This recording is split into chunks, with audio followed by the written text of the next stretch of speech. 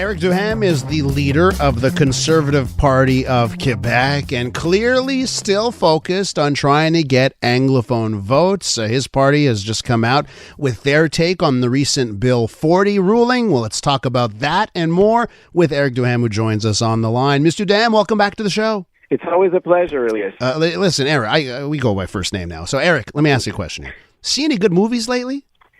A few of them, but I didn't go see Barbie, if that's your question. No, just, because it was the big weekend a few weekends back, right? And Oppenheimer came out and Barbie came out. Yeah. And then you spent your weekend going to see, what is it, Sound of Music, Sound of Freedom, that movie, right? And you're tweeting about it? Absolutely. You loved it, right? Well, because there was a lot of huge buzz about human trafficking and pedophiles and all sorts of stuff, and there was all the buzz about being very political, and I wanted to see it because I heard a lot about it, and it was a very low budget movie that actually did beat the big ones like Indiana Jones actually when it started like almost a month ago, and so I wanted to know what was the buzz, and I wrote about it, and then there's a reporter from TVA who wrote to that there was a conspiracy association with that movie because of an actor and also that the QAnon was behind it, and I just stated, like, first, did you see the movie? He said no. Secondly, did you know that QAnon existed and the crisis happened after the movie was filmed? So he said no, and I said, if an actor disagrees with me politically on an issue, does it mean that I can't see the movie or that the movie's no good? And he said no. So I mean, and Éric, listen, let me just say something. I'll agree with you on your points there. You're making valid points, but your base, your party, you already got the crazy QAnon conspiracy people. They're already on your team. Why didn't you say, hey, I saw Oppenheimer to get people like me to vote for you? You know what I mean? I've never met someone who told me that they were part of QAnon. I don't even know if it exists in Quebec, actually. So they talk a lot about in the media about it. But unfortunately, on the ground, it doesn't exist. I mean, it does exist out of our borders. Éric, sometimes they try to import it out here. And I'm just, the fact that people appreciate a movie on human trafficking doesn't make them conspiracy theorists. Of course. But timing is everything. And I'm just trying to help. You know what, Éric? I'm a big fan of yours, as you can tell, right? And I'm just trying to help you out. You need to broaden the base. You need to go from 4%. That's why I want to talk to you about Bill 40 and what the CAQ did with that bill, because that's what concerns much more people in Quebec than the movies out of our border. And we're going to get to it. I tell you, we have plenty of time for it. Don't worry. I'm just trying to help you because you got to go from like 4 or 5% in the polling. Let's get you to 15 to 20%.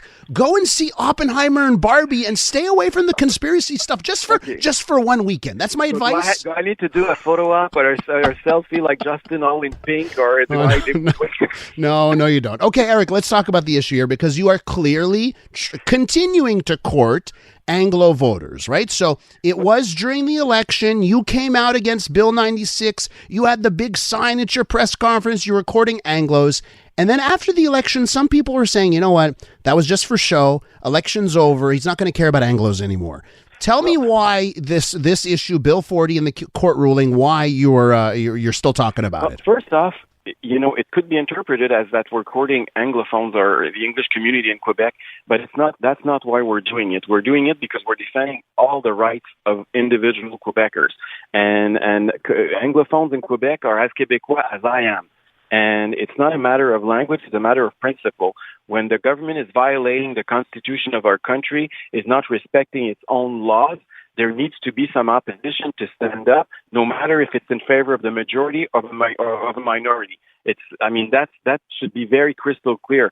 And what they did with Bill 40 is that they knew, we consulted experts and constitutional advisors, and they knew that it was unconstitutional when they wrote it. And they still decided to go ahead to score political points before the election and again come out and poke the English community. It seems that it's very profitable for the CAQ. And now the court came out last week and said, look, there's no constitutional ground. You have no right to violate the rights of the Anglophone minority in Quebec. And now the government is thinking about, appealing that decision. And we're saying that's a very, very bad move because the ruling is crystal clear. I mean, if you read what Justice Lucier wrote, it's very clear that, the school boards should be maintained as they are, and they can't unilaterally do it without the agreement of the English community. That's the other thing. They didn't even consult properly the people. They adopted it, in a speedway at the National Assembly.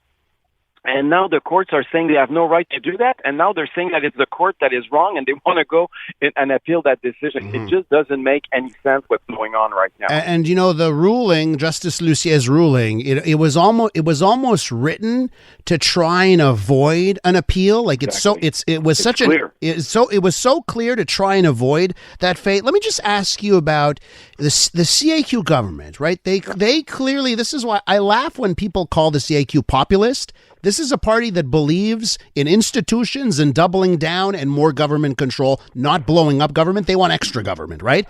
Absolutely. So they like what they did on the French side, the service centers, the school service centers, no more school boards, clearly because they believe in a top-down approach on education, where when it comes to what schools should do. But you know what? Yeah. The problem is here is that the CAQ, you're right, they're centralizing. But on the other hand, they were flashing saying they wanted to decentralize, because when they sold the idea to abolish school boards, they said it was to give more powers to schools and institutions locally. What they did actually is they abolished the election. They created a bureaucratic structure called the services centers. And now they're centralizing all the powers in the hands of the Minister of Education. And that's what makes no sense. And even the Francophones, we should protest, because it's unbelievable. I mean, the best schools, and we see it with the English schools, the closer they are to the parents and the kids' needs, the better they are. And right now we're going the exact opposite way. And that's why we're concerned as well. Yeah. So what would you do? And I mean, I know this is a tough question because you're so far away from even getting in the National Assembly. So so what would you do here when it comes to education? Where should the decision-making powers go? Should it just be school boards like we had in the past? You want even more decentralization? Where should the power go? We want to give even more power to the school's directions. We do believe in decentralization. We want to have competition. The public schools in Quebec have declined over the years because it's always been bureaucratic decisions, and the parents, they voted with their wallet, and they send more and more their kids to private schools because the public school is not offering what parents are looking for. And we need to listen more to parents and less to bureaucrats. And this is the Conservative platform. That's what we campaigned on last election, and I can tell you that's what we're going to campaign on in the next election as well. Let me ask you why it is that, on Bill 96 last year, on Bill 40 now, it seems like you and your party is freer to come out with an opinion that the Anglophone community is behind, more so than the Liberal Party, which has historically been the party for Anglophones. Why do you think you can be more honest and open and have a more clear position than the Liberals do on issues like this? Well, there's two reasons. I think, first off, the Liberals are a little bit lost. We don't even know what they stand for anymore. But the other thing is also that our base as Conservatives, we are clearly a dominant Francophone party. Yes, we have a very strong English minority within the party, and we're very proud of it, and we want to have more.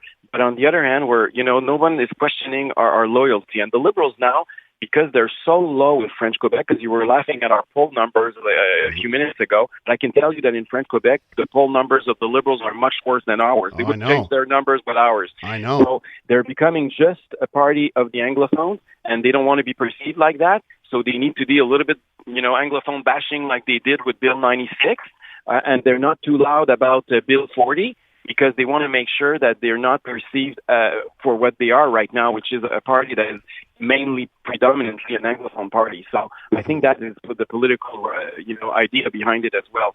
And I think the Anglophones, they have an interest to be in a party that has some appeal in French Quebec as well. And that's why I think it's important as Conservatives that we open our arms and our hearts to the Anglophone community, because we need to work together. And historically, les Bleus, as we call them, the Blues in Quebec, the former Tories, they had huge allies in English Quebec. And that's when, we had a good and bonne entente together. And that's what we're trying to recreate right now. Éric, let me just ask you before we have to let you go. Jean Talon, the by-election, you're not going to run there.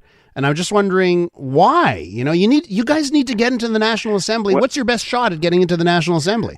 Well, right now, as you know, we're signing petitions and we're working very hard. We're at over 20,000 people who signed our petition lately to get rid of Éric in his own constituency. There's more people who signed a petition to get rid of him than people who voted and elected him. And that's where we want an election, because he betrayed the Quebec City population, and that's where we want a by-election. And I already said 3 months ago that I would run in that constituency as soon as he resigns. So we're still working on our plan A. Jean Talon, we're going to have a candidate for sure, but it's you have to know also, Elias, that it's by far the worst constituency for us in the Quebec City region. Uh-huh. I mean, we did 10%. We did much better than that in English Montreal than we did in Jean Talon, even if it's in Quebec City, because it's a very bizarre riding with it's very specific, very unique actually. So that's another reason as well. So we'll have a candidate. We're going to campaign hard, but we're still hoping that if I'm going to sit at the National Assembly in the next few months, it's going to be via the by-election in La Pelletrie. Éric Duhaime is leader of the Conservative Party of Quebec. It's always a fun discussion, Monsieur Duhaime. Éric, thanks so much. It's always a pleasure. Thank you very much. Bye now.